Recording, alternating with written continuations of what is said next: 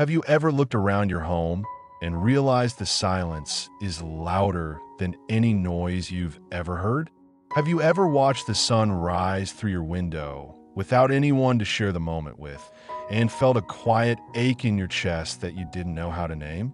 Growing old can be a beautiful chapter of life, filled with wisdom, reflection, and peace. But when you grow old and are left alone, it can also become one of the most emotionally challenging seasons you will ever face. You wake up not to the sounds of laughter or footsteps, but to the echo of your own breath. You prepare meals for one, sit in a chair without conversation, and sometimes feel the days blending together like the pages of a book no one is reading anymore. If this feels familiar, you're not alone. And more importantly, you're not without options. There are things you can do, powerful things that will help you stay mentally strong, physically active, emotionally grounded, and yes, even joyful in this stage of life that I end this video. We will uncover 4 powerful actions that every older person should take when they find themselves living alone. These aren't theories or shallow feel-good tips.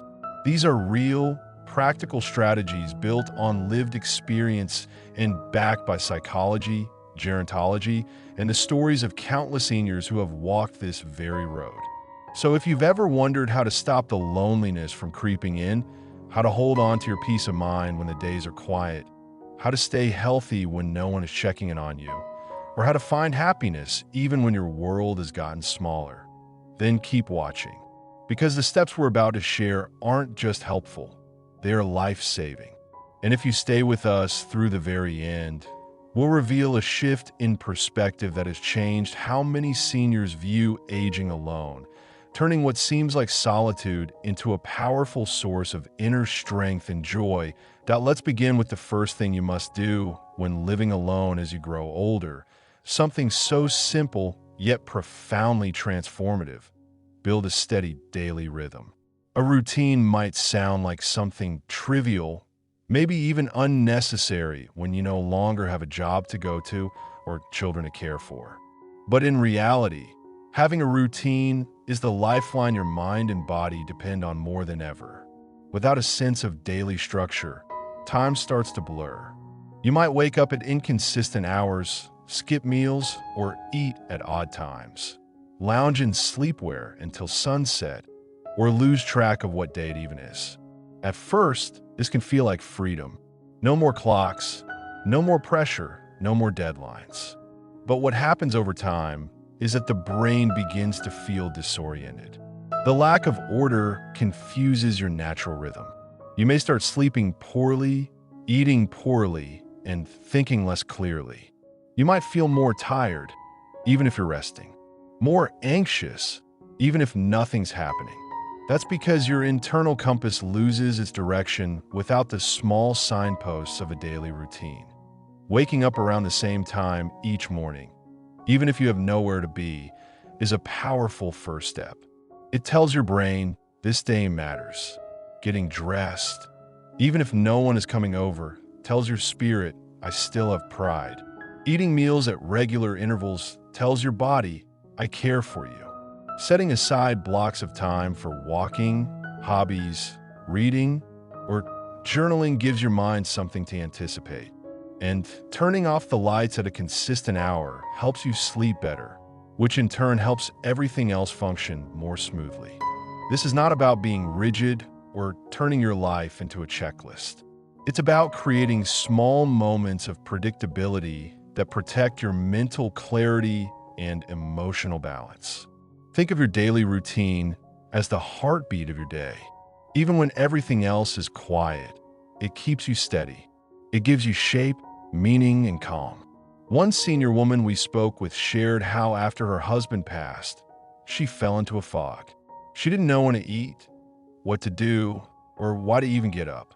But the moment she started setting an alarm, making her bed, opening the curtains, and preparing breakfast at the same time each day, she felt a shift. Her sadness didn't vanish, but the fog started to lift. She said she felt like she was back in the world again, even though she was still living alone. This is the quiet power of rhythm. It's one of the greatest gifts you can give yourself. Now, let's move to the second essential practice, and it's one you might be tempted to overlook, especially when the body starts to slow down with age. It's gentle movement, not high-impact workouts, not intense gym sessions, just movement that reminds your body that it is still alive and valuable. When you're living alone, especially after a major life change like the loss of a partner, your lifestyle can become very still. You sit longer, you move less, and over time, your muscles weaken and your balance falters. Your joints ache from disuse. Everyday tasks like bending down to pick something up or walking up a few steps begin to feel daunting. But the human body, even in its 70s, 80s, and beyond, is incredibly responsive to movement. And gentle, consistent movement doesn't just keep your body functioning. It lifts your mood, improves memory, enhances your immune system, and dramatically reduces the risk of falls, depression, and cognitive decline. This doesn't mean you need to follow a complex exercise program. It means standing up and sitting down from your chair 10 times a day. It means walking to your mailbox and back. It means stretching your arms while you're waiting for your tea to brew. It means dancing to a favorite old song in your living room, even if no one is watching. These tiny acts add up. They tell your body, I still need you. They tell your brain, I'm still participating in life. A senior gentleman once shared that he began walking to the corner store every morning, not because he needed anything, but because it gave him a sense of purpose. His legs felt stronger. His chest felt lighter. He began sleeping better. And most importantly, he said he felt proud of himself again. He had control. He had something to look forward to. You see, movement isn't just about the body.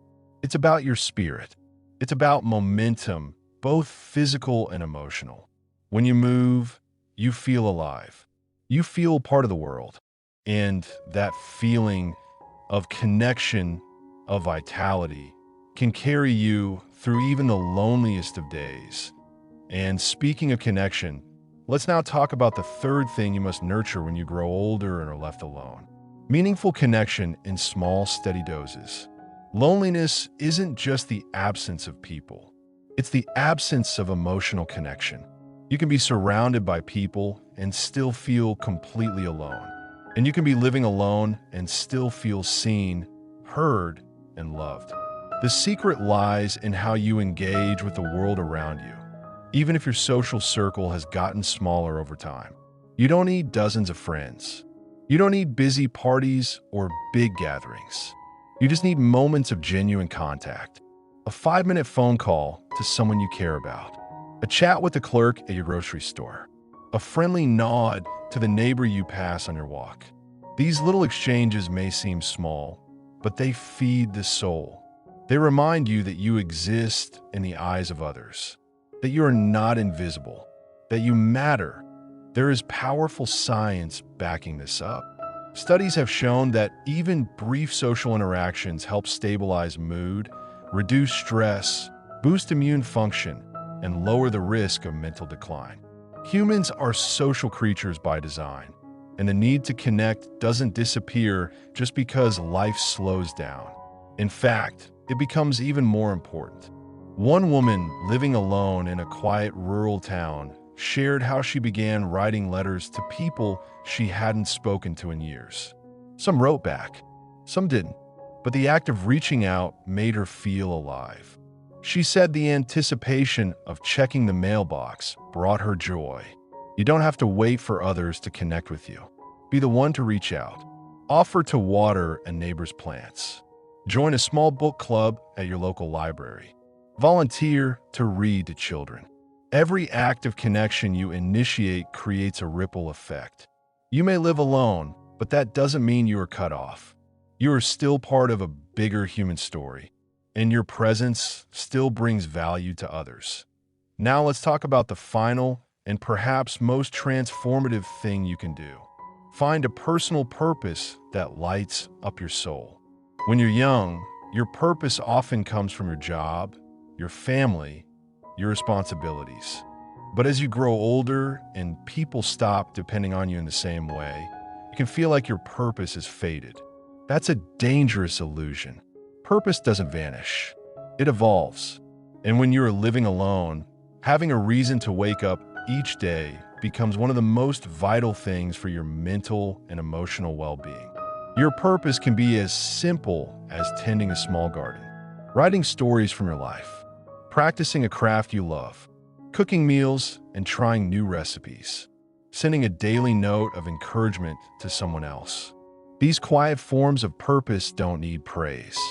They don't need recognition. They just need to matter to you. When a senior man named Harold lost his wife, he felt completely adrift. But he started building birdhouses. He'd never done it before. But day after day, piece by piece, he found himself smiling again. He gave them to neighbors, to schools, to anyone who wanted one. He didn't just fill his time, he filled his spirit. So let's keep moving forward, because once you have built a rhythm to your day, included gentle movement, connected in small, meaningful ways, and embraced a personal purpose, you've created a powerful framework for living not just alone, but with intention. But what happens next is equally important. You need to keep your mind actively engaged. Just as the body weakens without use, the mind can slow down when it's not regularly challenged or inspired. Many seniors assume that mental decline is inevitable, but the truth is, you have more control than you think.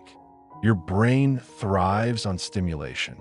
That doesn't mean complex puzzles or academic lessons unless you enjoy them.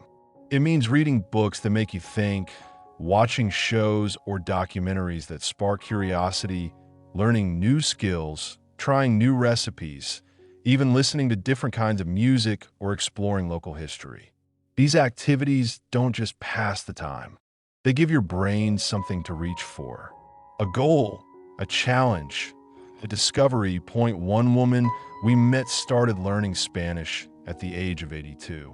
Not because she had to, but because she wanted to visit the country she'd dreamed of since she was young. She studied 10 minutes a day. She said it made her feel alive, energized, and youthful. That daily practice lit up her mind, improved her memory, and gave her a reason to keep going. Whether it's a new language, a musical instrument, painting, genealogy, or gardening, anything that brings your mind out of autopilot is worth your time. Mental stimulation keeps the fog away. It keeps depression at bay. It keeps your brain young, curious, and alert. And right along with that is a deep emotional need that many overlook: nurturing your inner peace. When you're alone, your thoughts can get loud. Memories can haunt you. Regrets can rise. Fears about the future can cast shadows over the present. That's why emotional self-care is not optional. It is essential. One of the most grounding things you can do is create space in your day for quiet reflection. This could be prayer, meditation, journaling, or simply sitting by a window and observing the sky, the trees, the passing cars.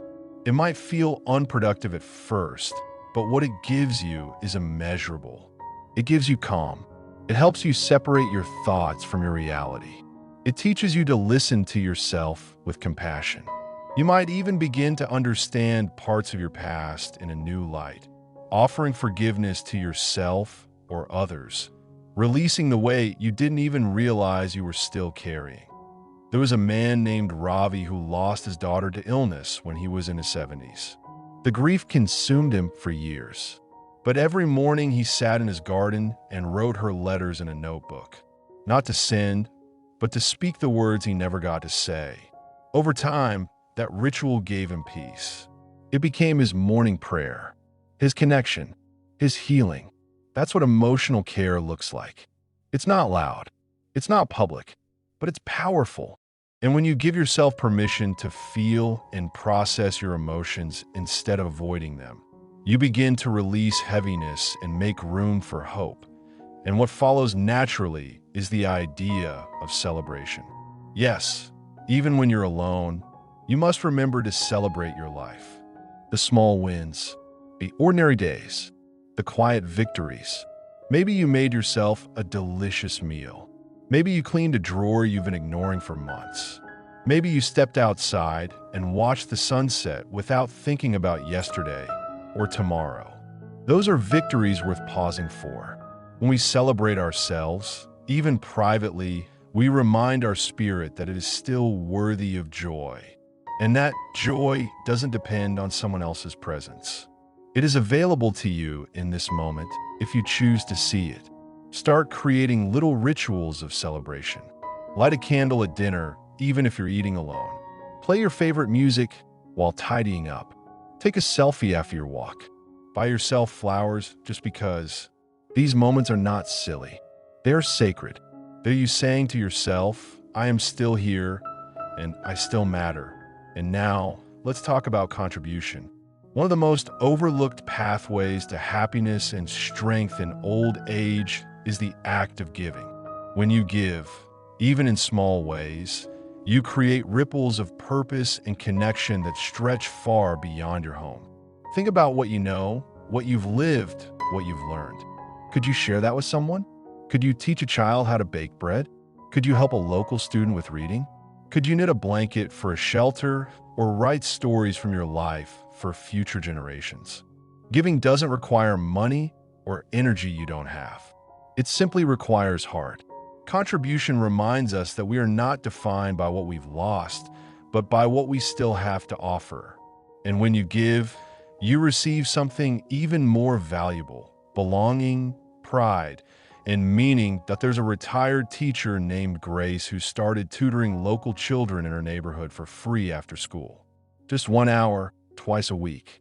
She said it gave her a reason to iron her clothes, to put on a smile, to prepare her living room.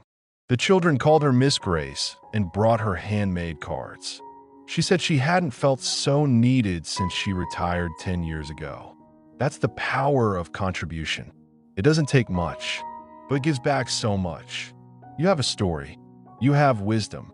You have a heart that still beats with kindness. Find someone who needs what you can give. Another practice that builds incredible strength when living alone is reconnecting with nature. Our bodies and minds are deeply soothed by the natural world. Sunlight on your skin, wind in your hair, the scent of flowers, the sounds of birds. These are not luxuries. They are healing forces. Even if mobility is limited, find a way to bring nature to you. Keep a small plant by the window. Feed the birds. Sit on a porch or open a window and breathe deeply. Nature calms the nervous system, lowers blood pressure, lifts mood, and helps you feel connected to something larger than yourself. One elderly man started planting vegetables in buckets outside his apartment. He said watching them grow reminded him that life still goes on and that he was still part of it. That's what being near nature can do. It invites you to feel alive. And of course, at the heart of all of this is one truth that many people don't hear enough in old age: you still matter. You matter even if the phone doesn't ring often. You matter even if your children live far away. You matter even if your best friends are gone. Your worth does not diminish with age or circumstance. You are not just a shadow of who you were. You are a living, breathing story with chapters still left to write.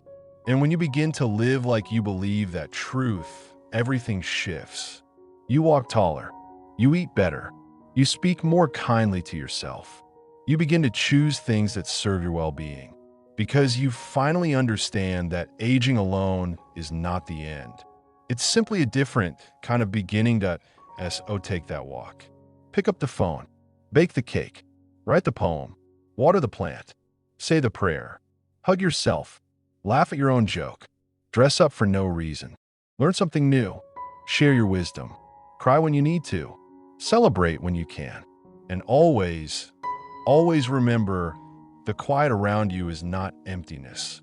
It's space. Space for healing, reflection, joy, and the most important relationship you'll ever have, the one with yourself. This is your life, and it is still full of possibilities that If you're still here, that means a part of you knows you're ready. Ready to take care of yourself more deeply. Ready to feel alive again. Ready to reclaim joy, meaning, and strength even in the quiet seasons. You are not alone in this journey. Others have walked it. Others are walking it now. And so can you. Keep going. Keep growing. You deserve nothing less.